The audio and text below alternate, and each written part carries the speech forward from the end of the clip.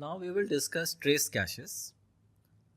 So trace caches, as I had discussed in the last part of the last lecture, they are caches that store an entire sequence of instructions which are a decoded sequence of instructions such that we can totally eliminate the overhead of the decoder as well as the branch predictor.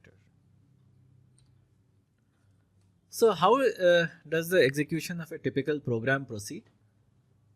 So we typically execute programs a basic block after a basic block. What is a basic block? A basic block is a sequence of assembly instructions that has one entry point, in the sense you can only enter it in the beginning, and it has only one exit point, which means you can only exit it at the end, which means that there is no branch that points to the middle of a basic block, and there is no branch that jumps from the middle of a basic block. So you always enter the control from the beginning of the basic block and you always leave at the end, right? So nothing happens at the middle. So as I said, a basic block is a set of instructions, assembly instructions, machine instructions, with a single entry point and a single exit point. So we fetch a sequence of basic blocks from the iCache. Such a sequence is called a trace. So if we store such traces, so what are we in essence storing? What we are in essence storing is basically an unrolled execution, right? A segment of an unrolled execution. And furthermore, we can store the decoded instructions. So then all that we need to do is we need to take a trace, which is a sequence of basic blocks, which most likely this will be the sequence based on our previous predictions, and we feed this directly into the rename engine. Alright. So what we can do is we can have a cache that stores such traces. We have the option of sequentially reading out a full trace. So this is called a trace cache, which Intel used for the first time with Pentium 4, that is around 2000. And the trace cache is by and large very accurate, and it stores instructions in the most likely order in which they will be accessed, as opposed to an iCache which stores the most frequently used addresses. So we can think of this as a different method of storage, right? As opposed to the iCache, this is a different method of storing, and we need not predict branches or decode instructions, which, as I have said, is an advantage of this mechanism. So we can think of a trace cache as like a box of noodles, where essentially every strand is a trace, right? So it's a box of chow mein, right? So essentially what do? We pick out one such strand and we kind of slurp it out. So the same way we read out an entire trace and give it to the pipeline. So the trace cache was, broadly speaking, a fusion of two older ideas. So what are these older ideas? So of course the traditional approach was that a cache line contains contiguous cache blocks, but again not a very good idea. So what Peleg and Weiser did is that in a single cache line they stored successive basic blocks. So what they would do is, let's say that if this is a cache line, and let's say you consider a long line, a 128 byte line, they store one basic block, then the one that is most likely accessed after it. That's the way that they used to store. But one limitation of this approach was that this trace segment, which is a sequence of basic blocks, could not actually span multiple cache lines. So that became the problem to a certain extent. So Melvin et al., what they did is that they proposed a different idea where, as we have seen in CISC instructions, we decode them into micro-ops. So the idea is to store decoded micro-ops for each instruction in a cache line. So instead of storing instructions, as Peleg and Weiser were doing, in every cache line they were storing decoded micro instructions.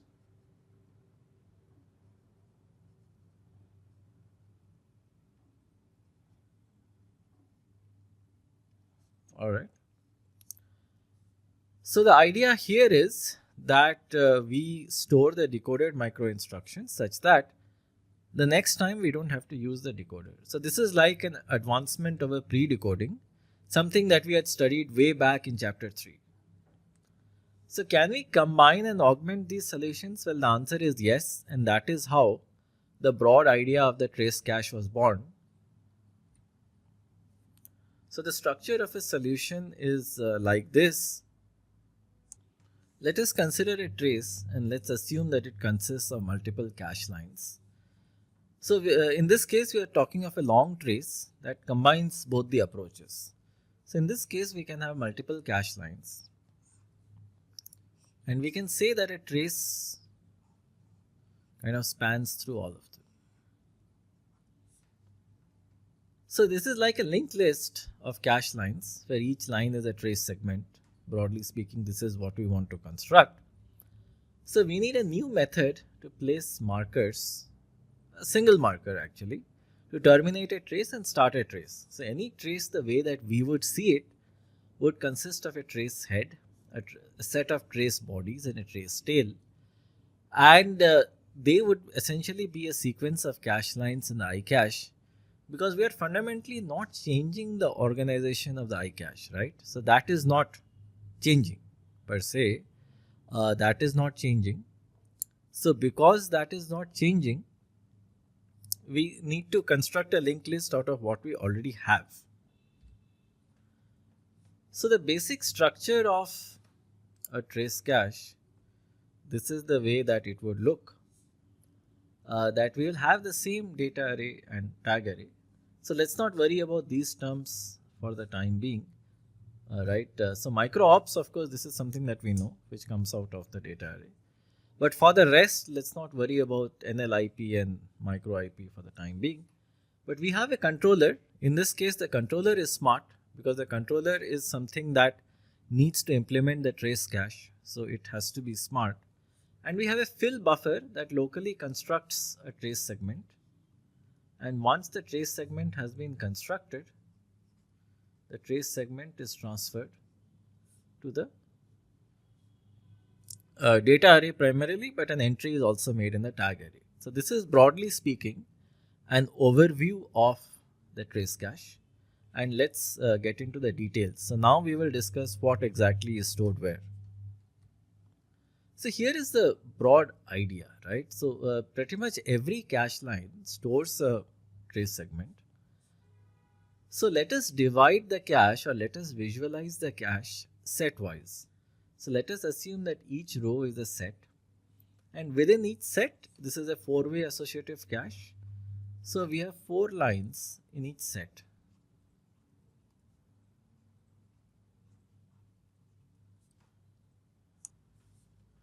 So in this case, the 4 lines, as you can see, are arranged horizontally. And what we can visualize over here is that we can visualize 2 traces. So one trace starts from way 0 set 1. This is the next trace segment. Then we have a sequence of body trace segments. This is how the entire trace flows. And finally, we have the trace tail. On similar lines, we have another trace that is stored like this. Sorry, I should have had an arrow here. And then it flows like this, and finally we have it over here. So if we have a large number of sets and a large number of, well, not a large number, but 4 to 8 lines within the set, so we can organize them in this fashion. But there are some important patterns to note over here. The first is that trace segments are stored in consecutive sets, right? So that is important for a trace cache. This is very important that trace segments are stored in consecutive sets. Each trace segment stores the number of the way in the next set. So basically, since they are stored in consecutive sets, and it is not necessary to actually store the index of the next line or the next set. So that is not required, because if we are in set I, we know that the next segment is in trace I plus 1. So the only piece of information that we need to store over here is the number of the way in the next set. And there are some limitations on the number of decoded micro instructions, micro ops, that can be stored in each data line. So a limit of 6 has been placed, right? So this was also the this limit is basically because number one, a decoded micro instruction requires some space. That is point number one. And the second is that you have a limited rename and decode, sorry, not decode, but a limited rename bandwidth. So that is why we have such a limitation. But broadly speaking, this is the structure. So let us now look at the rules for storing trace segments in a data line. So the first rule is that we never distribute micro ops of a micro instruction across cache lines.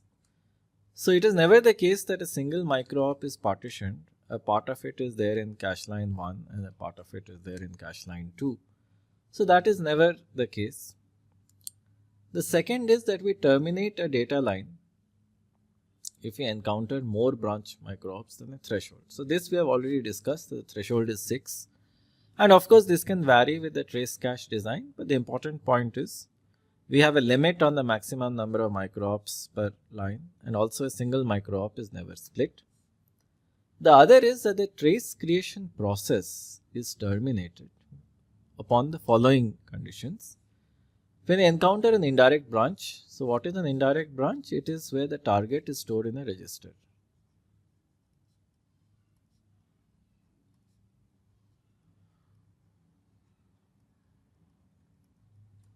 So when the target is stored in a register, we terminate the trace creation process.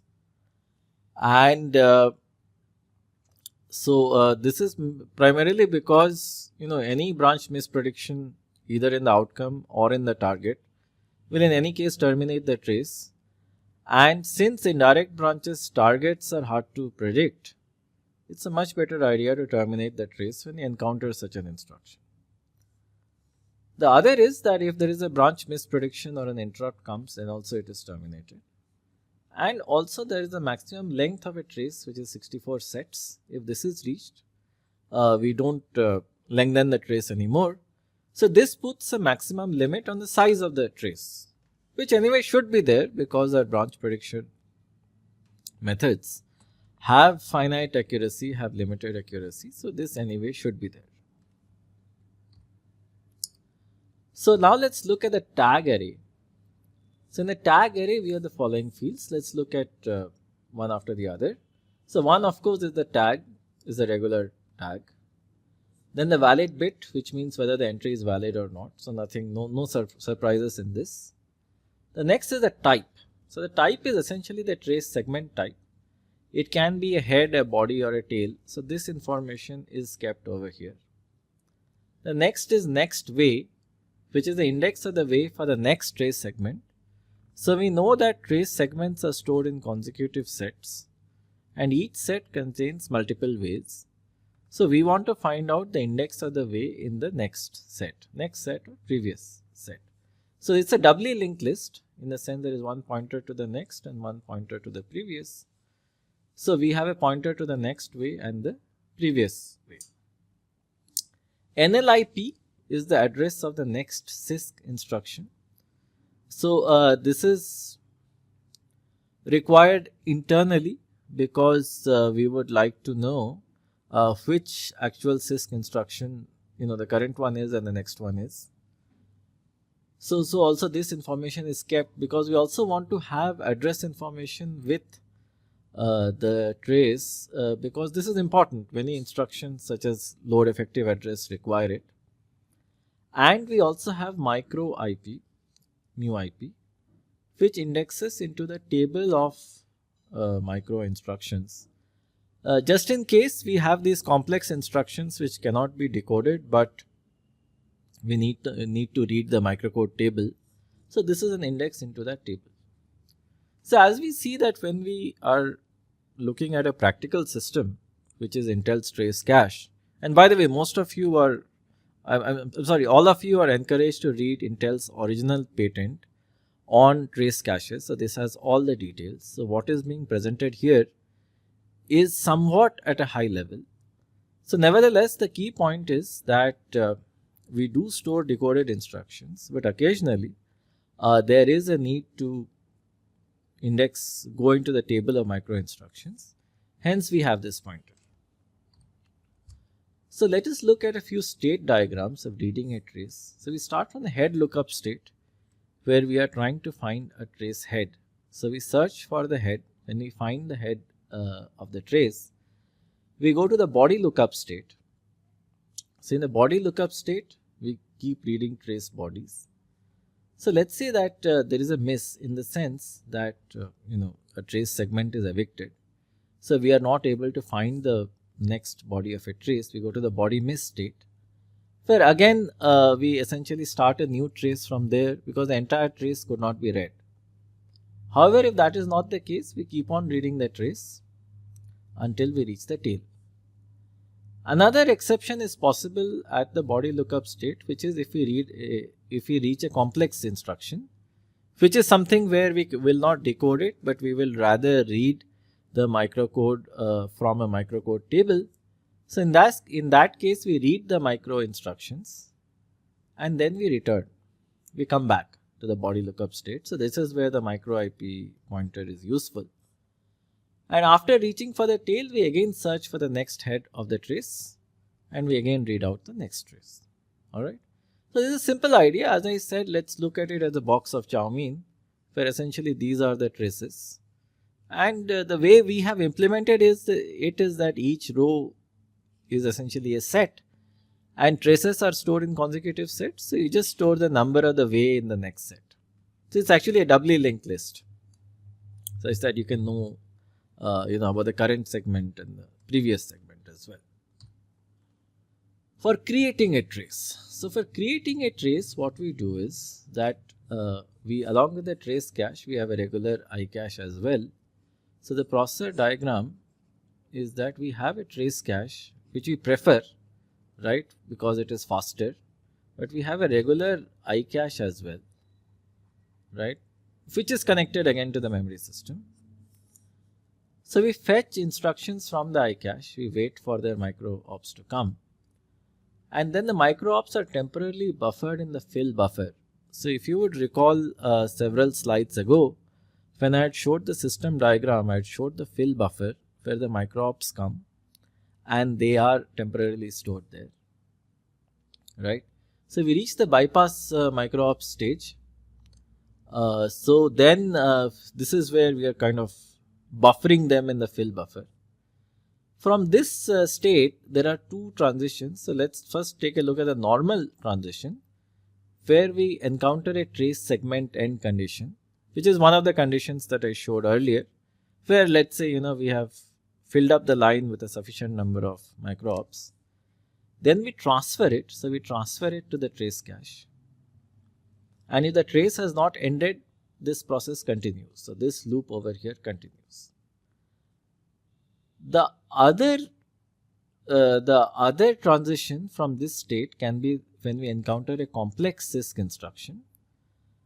So there what we do is that we can have two options. Either we can add a indirect there to the microcode table and we can come back, or we can read the micro instructions, formulate the trace segment and again come to this point.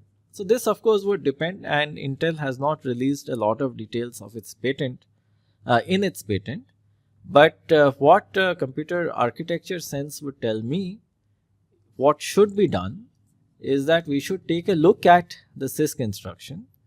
If let's say it translates to a few micro instructions, then they can be directly put in the fill buffer and entered as a trace segment. Otherwise, there should be an indirect into the microcode table and we should read out the trace from there. There are again two exceptional conditions possible in the transfer and read micro instructions state. So in the transfer state, it could be that we detect the condition for a trace end. If that is the case, well, that is fine. Then we terminate the trace and again we search for a new head and we always try to read existing traces if they are there, or we transition to the trace creation condition, and that was shown on the previous slide. Similarly, when we are reading the micro instructions, it could be that when we are reading it, when we encounter a complex instruction, we could see that we have reached a trace end condition. So then again we end the trace and we come to this state where we search for the next head. Alright, so now we have completed trace caches. So an important point is due here. We need to explain why did we go for trace caches in the first place, right? What was the need? The need basically was that we were not happy with the throughput and speed that the iCache was giving us. Because after all, the iCache it's kind of like a dumb organization of data.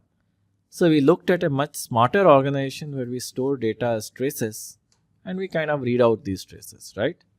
So that was the broad idea of having a trace cache, that we have these traces and we read out these traces, correct?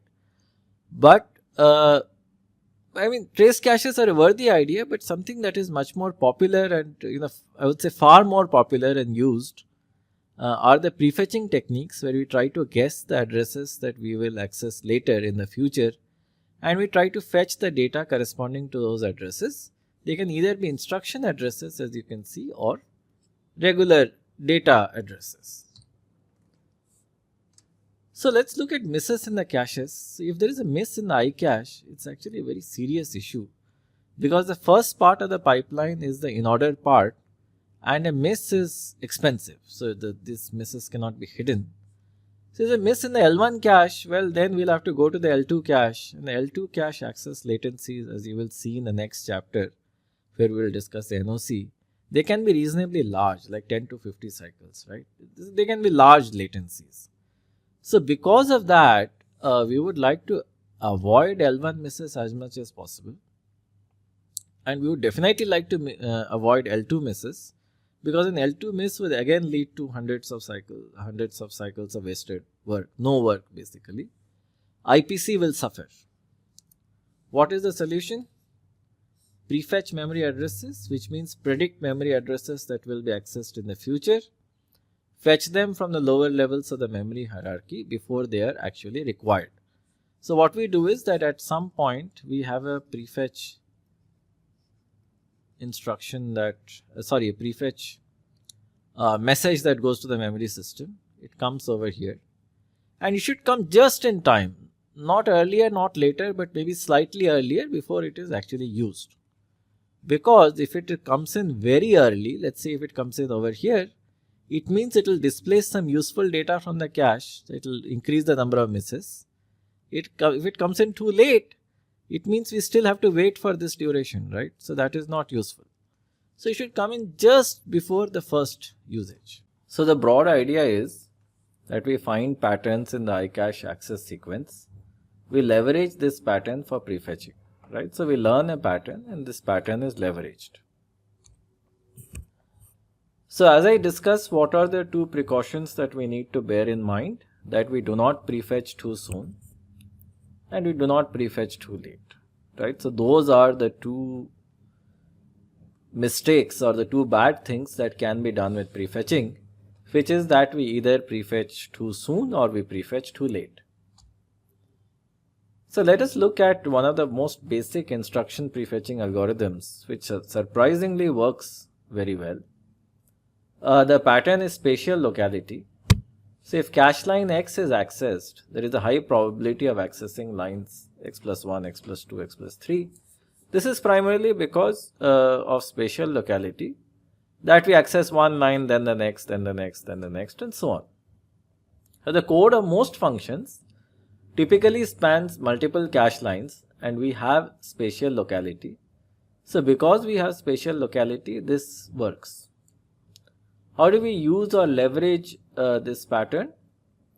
Well, the way that we use or leverage this pattern is that if a cache line X incurs an iCache miss, then what we would do is that we would read X and the next K lines from the L2 cache. So then what will happen is that we always operate on the miss sequence, not on the access sequence, because if we were operating on the access sequence, what would happen is that our prefetcher will be active almost most of the time. So most of the time our prefetcher will always be churning the sequence and understanding what the sequence is doing, trying to predict, and that will be a lot of activity, a lot of power. So we always operate on the miss sequence, and if let's say there's a miss to line x, then we prefetch line x plus 1. This can be made smarter because typically this might be too late. So there are avatars of this idea where if let's say we miss on line with address x, we prefetch the line which is x plus k in the hope that this will ultimately be accessed. Similarly, we miss on x plus 1, we prefetch x plus k plus 1, or maybe fetch multiple lines at the same time, or we fetch the next k lines.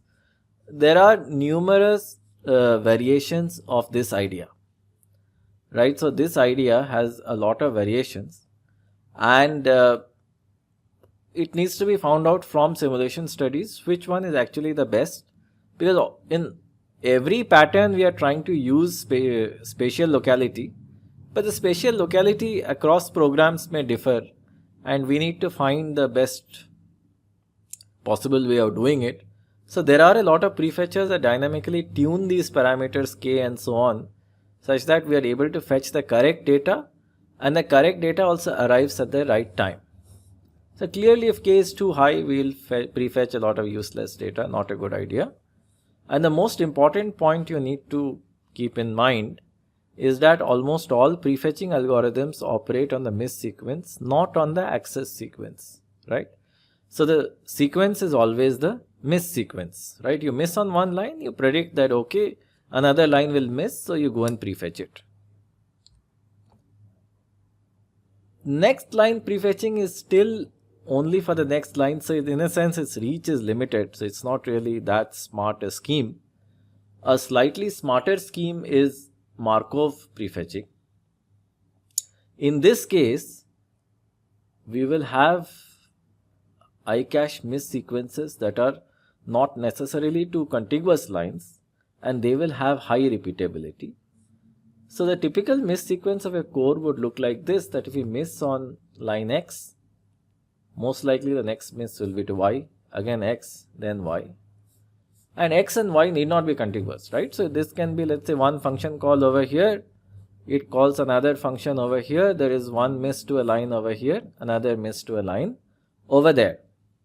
In that case, there is high correlation between consecutive misses, but the addresses of the consecutive blocks where there is a miss, these addresses are not necessarily contiguous.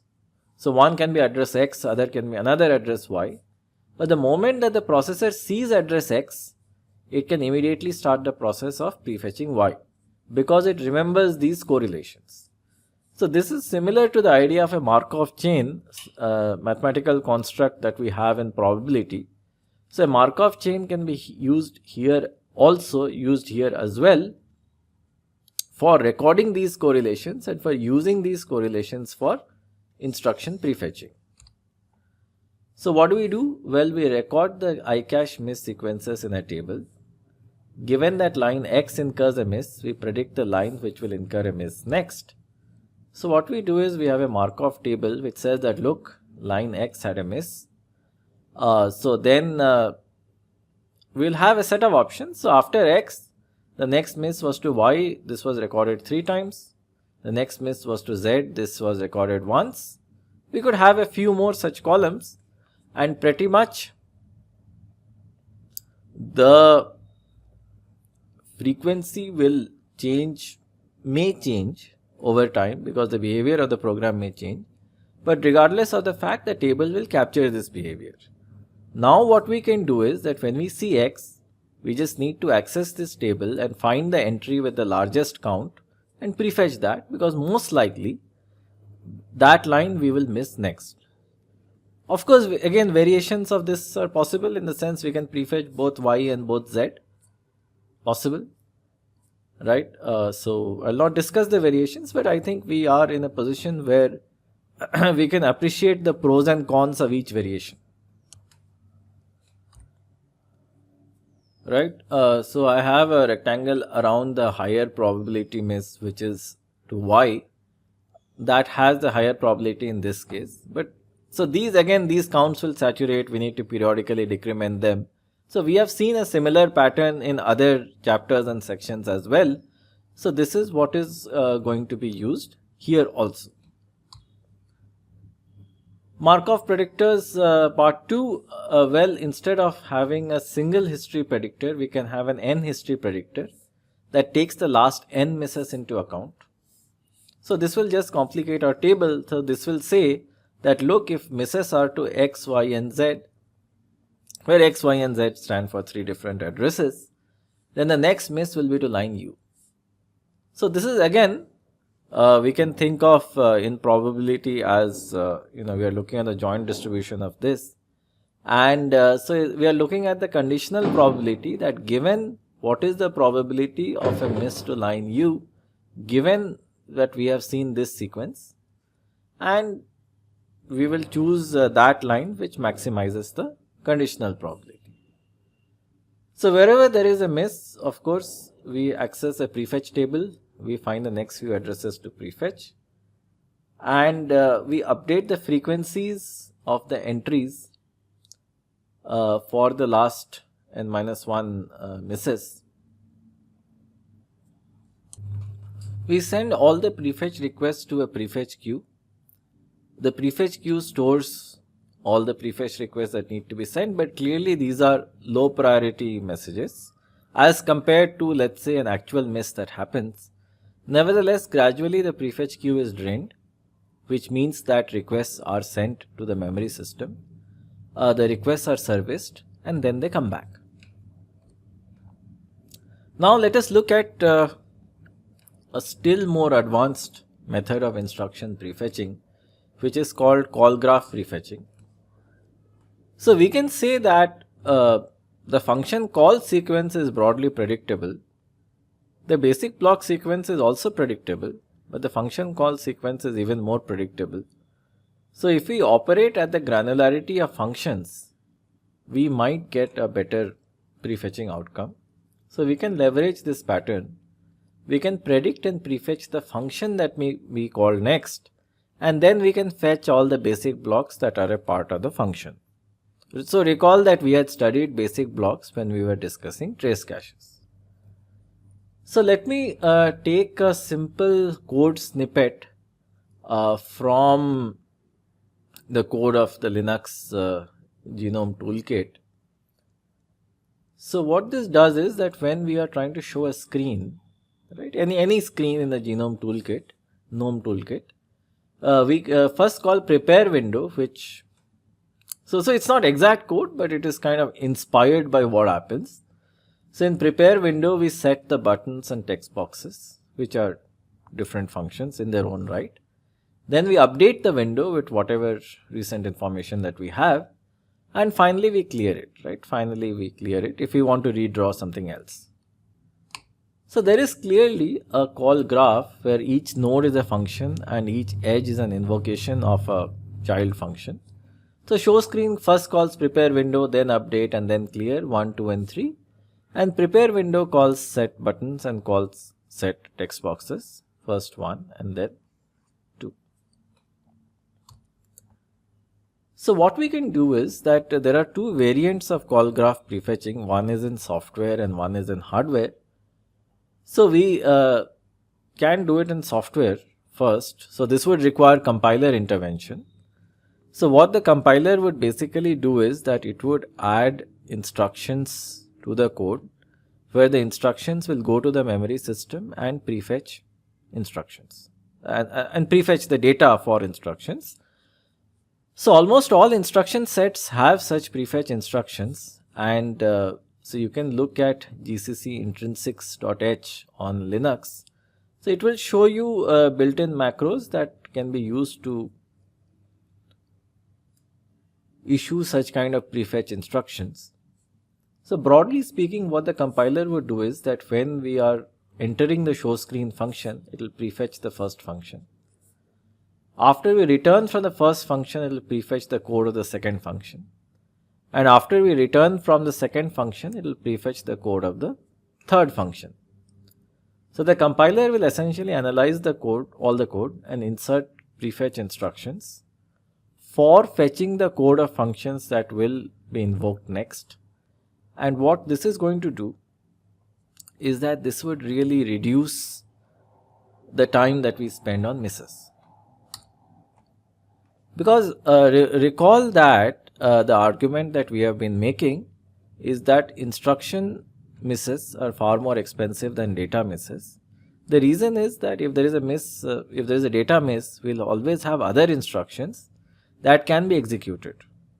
This is because of out of order execution, right? And so we'll have other instructions that can be executed, so we might not perceive the delay to that extent. But instructions, since they are in order, they enter the in order part of the pipeline and remain there for a large part of their execution, essentially fetch gets stalled, right? So that affects the rest of the pipeline much more. So we would like to have a higher accuracy with instructions, preferably, right? So the key hardware that is used to realize call graph prefetching uses a tag array and a data array. So in the tag array, we have the function ID as the tag in the sense that the function ID is used to index the entry, to find the correct entry. And the function ID can very well be the address of the first instruction of the function. So this can represent the function ID. And the data array basically contains the addresses of all the functions that this function is expected to call. And the index would first start with, let's say, the index to the func1. When it returns, the index will point over here. Then when it returns, index will point over here. So the index always maintains a pointer to a function in the data array entry that is going to execute the next. So the index will initially be 1, as I said, then 2, 3, 4 and 5. So how does this scheme work? Well, the way that this works is a function call x calls y. We access the entry of y in the CGHC, which is the call graph history cache. So does it exist or not? If it doesn't exist, we create an entry. If it exists, what we do is we prefetch the first function in y's call sequence, right? So once we have entered y, so y will start calling some functions. So in that we prefetch the first function. And in both cases, we come to this box where we put y in x's call sequence at the appropriate index if required, right? So if it is not already there, then we put function y in function x's call sequence if required, and we proceed. What is the operation of a function return? The operation of a function return is like this, that let's say that y returns to x. At that point, the present avatar, the present life of y is over. So we reset the index of y to 1. Alright, so the index of y gets reset to 1. Then we access x's call sequence. So if we access the call sequence of function x, what we do is that we increment the index, because let's say if x was calling y, then after that it will call some other function. So we increment the index, and let's say that is function z. So we prefetch the next function in the call sequence. So basically increment the index and we prefetch the code of function z, which is what we had described 2 slides ago. So this is how a call graph history cache works, where the code of one function is prefetched, then the next, then the next, then the next, and so on. The key insight in all the 3 schemes has been the following. The first is next line prefetching, which is a straightforward expression of spatial locality. Then we did discuss the shortcomings of just the next line or the next k lines or the kth line. And we discussed the idea of Markov prefetching. In this case, the sequence has high repeatability, the miss sequence. But these are not contiguous lines. So these are non-contiguous lines like X, Y, Z, U, V, W, the example that we gave. So what we do is we maintain the frequency of pairs.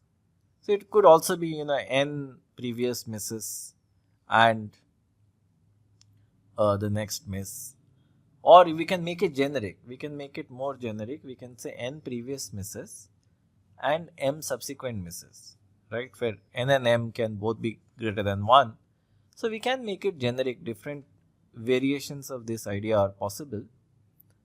But the important point over here is that nevertheless it's a Markov sequence which follows from the idea of Markov chains in probability theory.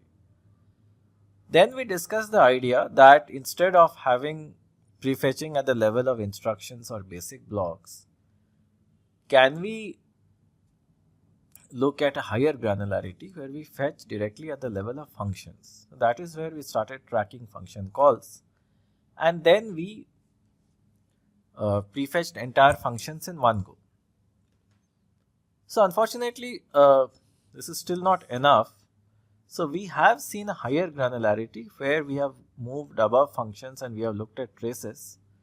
So much of the recent work also moves to one more level above traces, and it tries to look at all kinds of sophisticated ways of constructing traces, and maybe it can fetch an entire page of memory or a sequence of pages or a subset of a sequence of pages. So there are there's a lot of current work and a lot of current interest in this area, where essentially instead of fetching one function at a time, we prefetch a group of functions at the same time.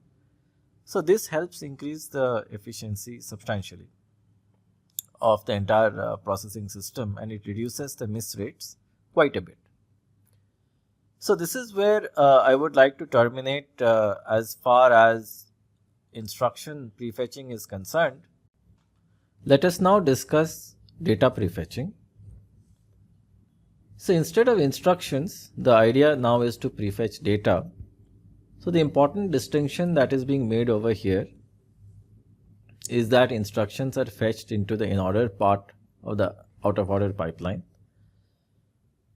So the things are more sensitive over there, because clearly if an instruction is not fetched, we cannot fetch any instructions after that. So as a result, what happens is that there is a slowdown. But data, on the other hand, because of the out-of-order nature of execution, the out-of-order pipeline is more resilient to a data miss as opposed to an instruction miss. And so this resilience is primarily because that if, let's say, a given load instruction misses, we might find a sufficient number of independent instructions that are independent of the load, which can nevertheless execute, and they can execute, their consumers can execute, their entire forward slice can execute, and they can keep the pipeline busy, right? So iCache rates are traditionally very high. That is also because of the pattern of the code. Dcache rates are in comparison lower. So let's say the iCache rate you would find to be as high as 90 to 95%, maybe even more than 96, 97, 98%. L1 data cache hit rates will be in the 80 to 90% range, right? The local hit rates. And the local hit rates of the L2 cache might be in the 50, 60, 70% range. So the margin for improvement is significant, right? So the iCache improvement was more like a low margin business, but this is like a high margin business where we can do a lot to improve the hit rate. But of course, here the sensitivity is lower than an iCache. So the same improvement in an iCache will actually give you more in terms of performance. Nevertheless, data prefetching is very important, and almost all processors have an instruction cache prefetcher and a data cache prefetcher. So let us look at the simplest possible prefetching scheme. which is stride based prefetching. This is a typical example of a for loop and an array access. So if we consider arrays A and B, the addresses in each iteration differ by 4 bytes, where the assumption is that the size of an integer is 4 bytes. But if we consider array C, consecutive accesses differ by 8 bytes, right? Because it's 2 into I. This instruction will translate into multiple load store risk instructions, right? Sorry, it should be an S over here. And there will be only one memory access per instruction. So what will happen is that the hardware will always observe the same PC, but for the same PC, so let's say when we are loading AI, so I'm just writing it in an informal way, when we are loading AI into some register, when we are loading BI into some register, and then finally after an ALE operation, we will store a value into C2I. So for each of these instructions, the PC is the same, right? So the PC remains constant, but every subsequent access, you will find the addresses increasing by 4, the addresses increasing by 8. So this 4 or 8 is known as a stride, and if the stride can be predicted, well then we can predict the addresses for an array access very well. So we typically have what is called a stride prediction table or a reference prediction table. Let's just call it a stride table colloquially, where we will have the PC and the PC will map to the instruction tag. So this we have seen before. It will have a previous address, the stride and the state. So let's see what they mean. So we keep track of the addresses. So basically for a given PC, we keep a track of the previous memory address. We subtract the current, so whenever there is a miss, right, what we do is we subtract the miss from the previous address, and if we see whether it is equal to the stride or not. So if it is not equal to the stride, well, we set the stride to this value. But let's say over 2 or 3 cycles, if you find the stride remaining the same, the state here can be a saturating counter, which you can say 00 means that which is not a strided access. So gradually when it becomes either 10 or 11, we can infer that for a given address, the access pattern does follow a stride, and this will be captured by the saturating counter over here.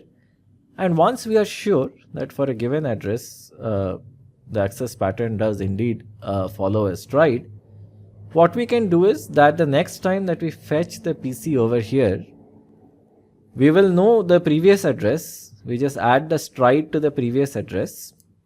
So the predicted address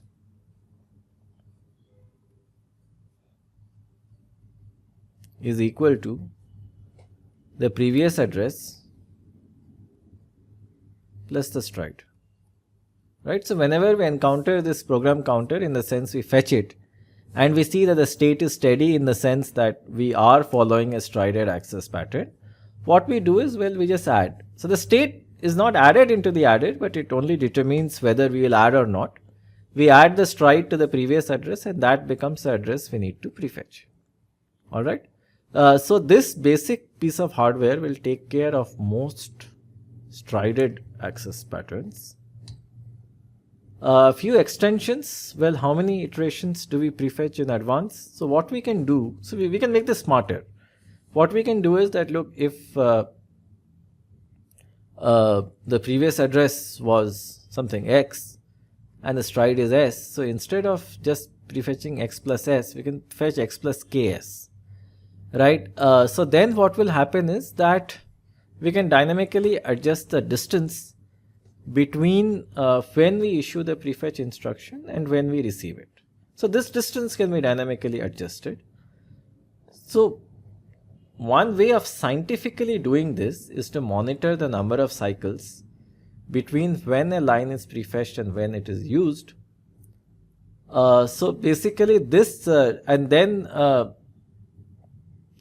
it is clear that, so it's not when a line is being prefetched, it is when it is arriving. So if it is negative, it is meaning that this is being prefetched too late. right? So the way that we interpret this phrase over here, that when a line is prefetched means when the data arrives and when it is used. So if let's say it is used at this point of time, and let us say that it arrives over here and this distance is negative, right? So essentially this time minus this time, it means that the prefetched data is arriving too late. So we will not be able to derive the desired benefits. So it ideally should be a small positive number, which means that if let's say this is where we want to use the data, this is when the prefetched data should arrive. It should not again arrive too early because it would displace useful data, but it should arrive just before the data is used. So then we will be able to do it. So now the question is that if I let's say have a given PC and we know that this is a part of the loop, if I fetch the address that is going to be used in the next loop iteration, it is possible that I might reach the next loop iteration first and the data will come much later. So what I should do is actually I should fetch something which is maybe several iterations later, right? And this will ensure that this distance is just about optimum and this is when the data arrives. So we have this scenario over here. So there is a fair amount, let me go back to the previous slide, there is a fair amount of research to actually adjust the time between when we actually issue the prefetch instruction and when it is actually used, right? So the point is that this is the ideal scenario where we issue it and just before it is used the data arrives. But we will never know when to issue the prefetch instruction unless we have a clear-cut idea. We are actually monitoring the time it takes from a prefetch to usage, and based on that our algorithm adjusts. So what is the knob that we have? Well, the single knob that we have is how many iterations do we prefetch in advance, and that can be tailored appropriately. Now from arrays, let us graduate to linked lists. So what I'm showing over here is a typical code of a linked list where we start at a start node and we just keep on iterating, right? So we go, so essentially temp is equal to temp next. So we keep on iterating. So then we process a node, go to the next, process that, and so on. So what we can do in software is that we can have a prefetch command that can prefetch, given a pointer to the next node, it can prefetch the entire next node itself. So this prefetch instruction or this prefetch function in this case can do the job, albeit in a compiler assisted way, of actually prefetching the next pointer. So this is also called a pointer chasing method, where we are essentially chasing the pointers of a linked list. And what we can further do is, instead of fetching the next one, we can just do this, next. So it can be the next one after that, next. But of course, to find next, we'll have to get the data. So there is no shortcut for doing it, right? So that's the reason this is not a practical idea as compared to temp arrow next.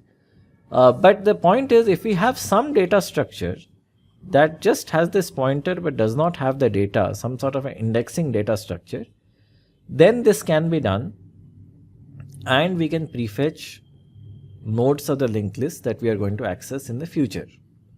Of course, this cannot be used with strides, because linked list accesses cannot be characterized by strides, because typically if you assume a linear memory space, then the objects will be there everywhere, right? So the linked list will basically be formed like this. So there is no fixed strided access pattern. But with some compiler intervention and by adding these prefetch instructions, the prefetch data can come in.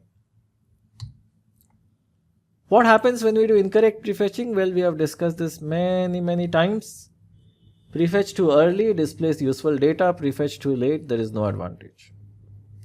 And again, data cache less sensitive, I cache more sensitive. L1 misses, well, that is less of an issue. L2 misses, more of an issue. Because we go to main memory, the access time is large, very large, 200 to 400 cycles. So our entire pipeline stalls. It fills up, the ROB fills up and the work gets stalled. What can we do? Well, a new novel idea. Not that novel, it's fairly old, but at least it's a different idea. We enter what is called the run-ahead mode. So in this case, let's say we have a miss in the L2 cache. So clearly it will go to memory and that might take 300 cycles. So it returns a value which will be a junk value, right? It will not be a good value, it will be a junk value. So we restart execution with the junk value, alright. So recall the idea with replay where we had a poison bit. So what we do is that any instruction that forwards a junk value to another one, that will also produce junk values.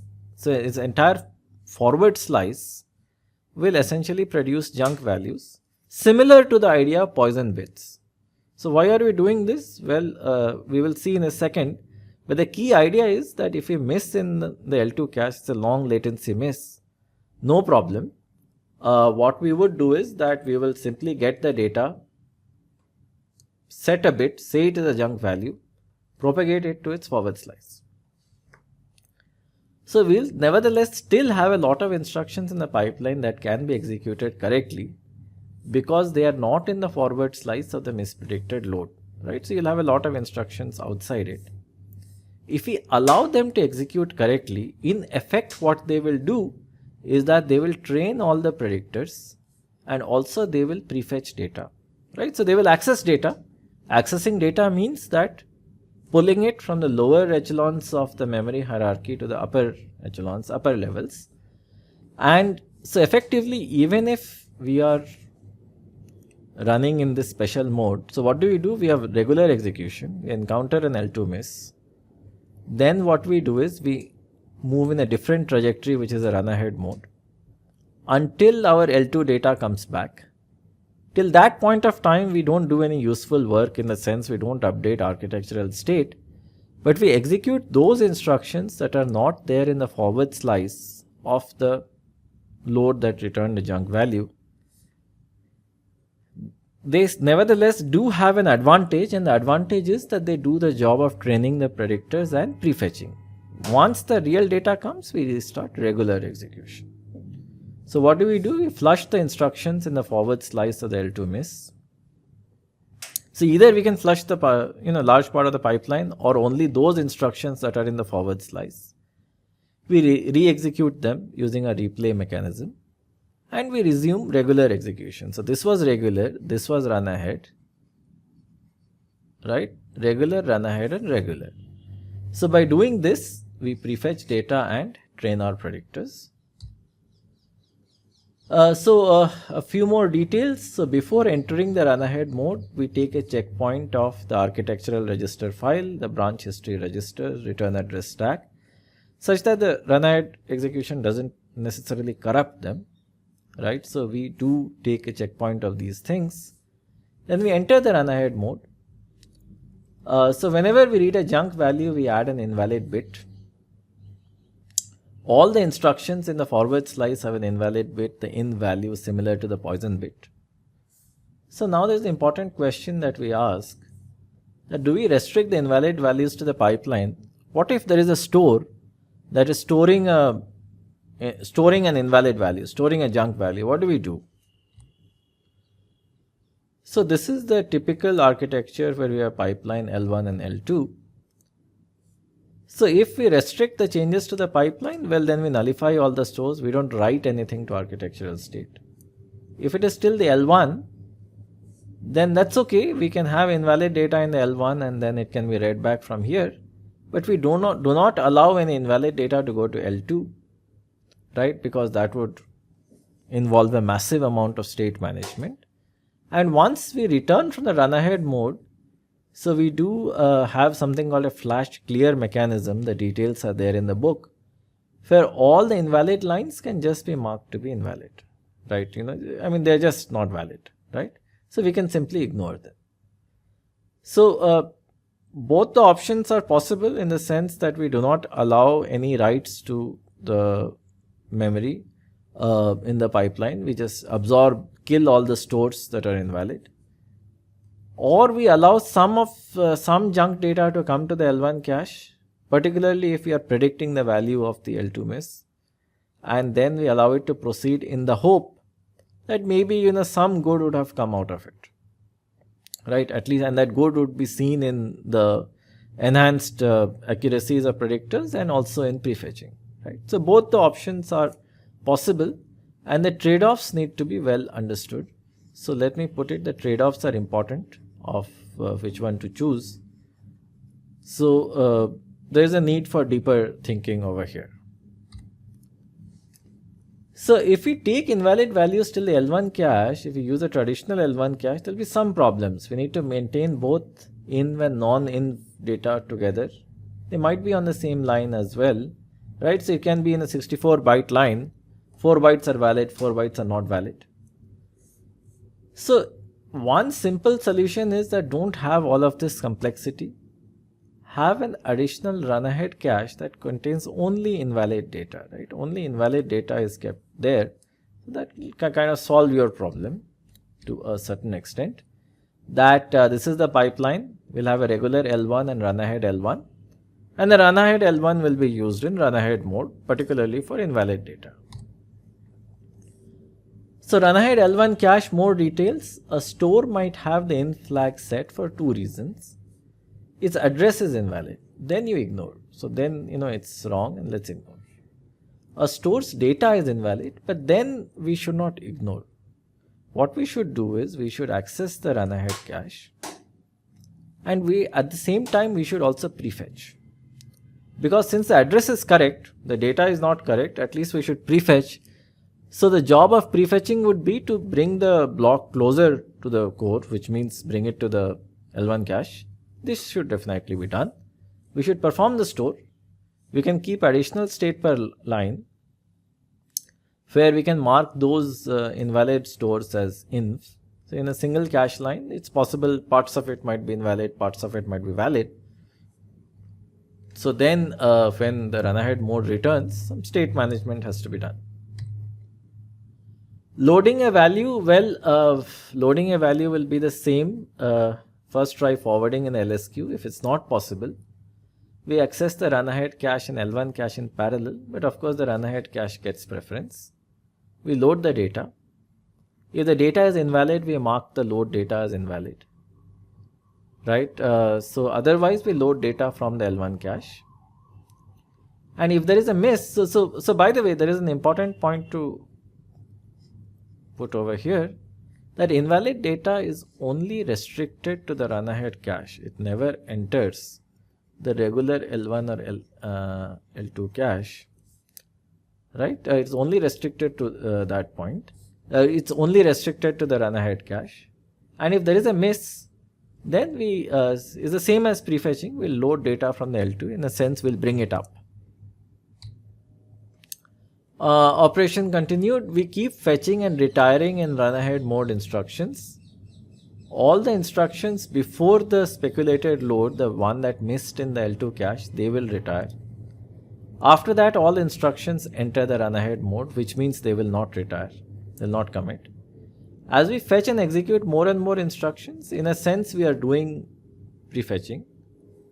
Along with that, we are also training the branch predictors by treating run-ahead instructions as normal instructions. So definitely some amount of branch prediction training is being achieved. Once we return from the run-ahead mode, akin to a branch miss prediction, we restore the checkpoint and we start from there. So correctness is clearly not being sacrificed over here. But the additional advantage we are getting is that by running these extra instructions when the pipeline would have anyway idled. So what is the key insight? Well, the key insight is that look, if we have a miss in the L2, after that point for the next 300-400 cycles, the pipeline will basically idle, the ROB will fill up and essentially fetch will stall and the pipeline will idle. Why not use this time to do something productive? What is it that we can do productive? What we can do is that we can execute a lot of instructions which can possibly the data might be junk, but the address will be correct. And also instructions that are not there in the forward slice of the mispredicted load. So that would happen anyway. And simply just keep on executing them. So if the addresses are correct, that would do the job of prefetching. And all the data that we need will move up to the caches, which will save us a lot of time after we exit the run ahead mode and enter normal mode. So that's the key, the most important idea. Something similar was proposed by another group called helper threads.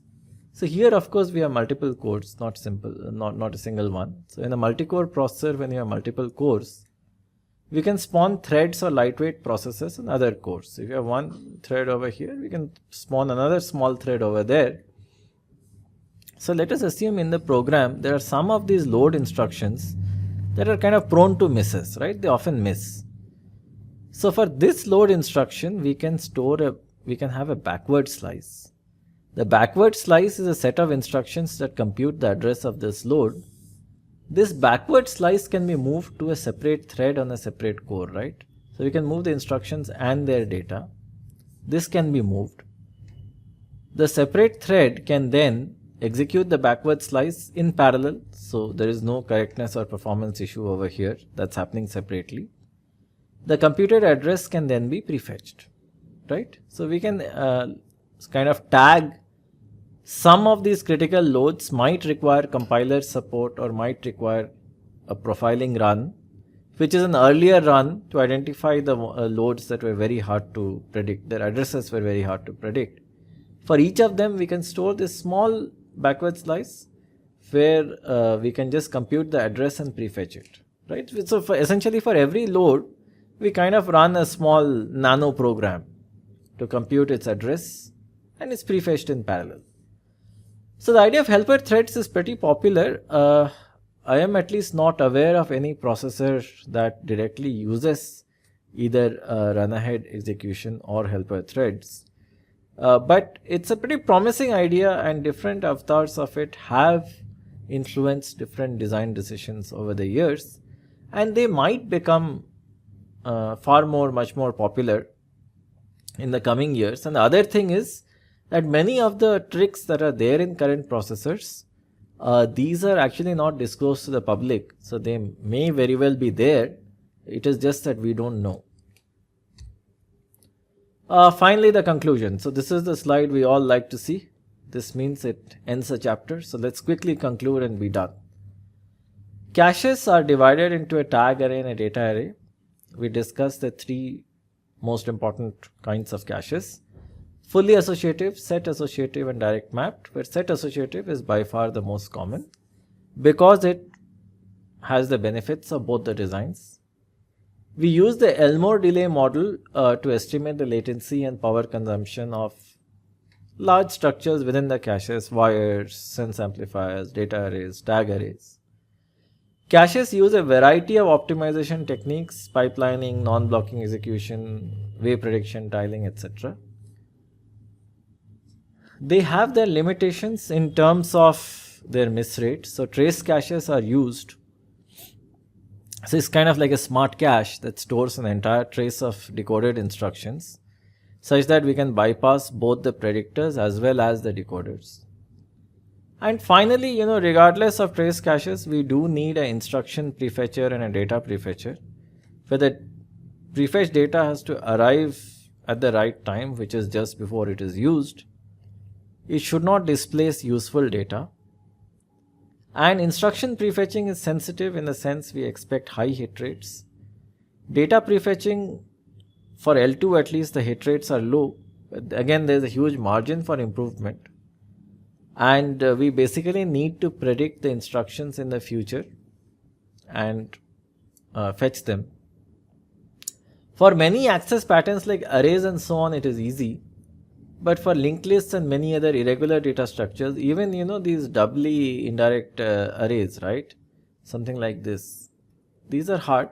These are irregular data accesses, so these are hard to prefetch. But that said and done, there are a lot of these pointer chasing techniques where we try to traverse a sequence of pointers Either a small program does it or the compiler adds instructions to do it, or we looked at the Runahead mode, we looked at helper threads, where we somehow traverse such data structures and prefetch.